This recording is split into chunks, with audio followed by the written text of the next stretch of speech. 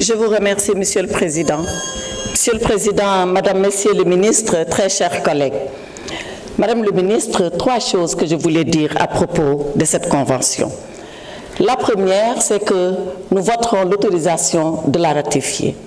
Nous le ferons parce que nous en connaissons l'importance, le sens et la portée. Moi qui vous parle, j'étais avocat et j'étais plaidé au Maroc. Et en plaidant au Maroc, j'ai été visiter la prison marocaine de Okacha à Casablanca.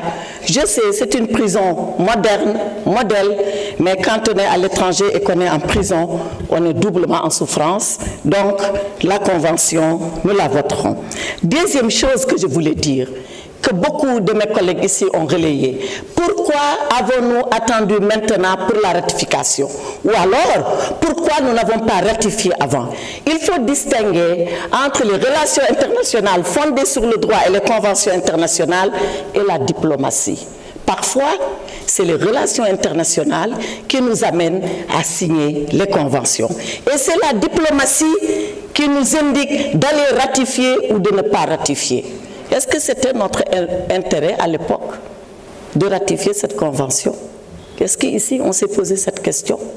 Moi j'ai visité les prisons marocaines, je sais combien de Sénégalais il y avait à l'époque, pas autant qu'il y a maintenant. Est-ce que c'est le Maroc qui avait beaucoup plus intérêt que nous? Mais c'est ça, ces questions-là fondamentales que la diplomatie règle, qui ne sont pas dans les textes. Maintenant la troisième chose, et je termine. Tout le monde a parlé du président Macky Sall concernant cette affaire. Mais pourquoi le président Macky Sall subitement se retrouve au centre de cette discussion? Parce qu'il y a ici au Sénégal de soi-disant juristes qui sont d'ailleurs comme le médecin Diafaris dans Le Malade imaginaire, qui ne connaissent rien au droit, qui sont au droit, ce que ce médecin est à la médecine, qui ont dit oui, la loi concerne le président Macky Sall. Et tout le monde s'est mis à parler, à épiloguer, et il a fallu que Madame la Présidente de la Commission, que je salue au passage, Madame Fatou Diop Cissé, qu'elle sorte un communiqué pour dire le président Macky Sall n'est en rien concerné. Et qu'est-ce qu'on a fait après? On a fait courir la rumeur. Oui, c'est pas le président Macky Sall.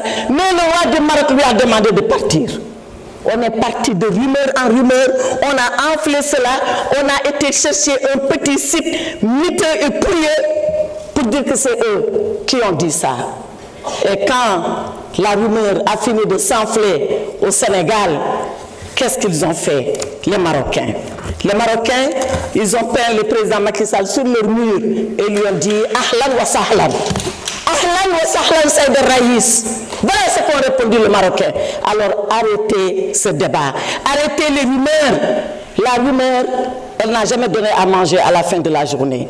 La rumeur, elle n'a jamais fait signer un contrat de travail. La rumeur, elle n'a jamais rendu heureux.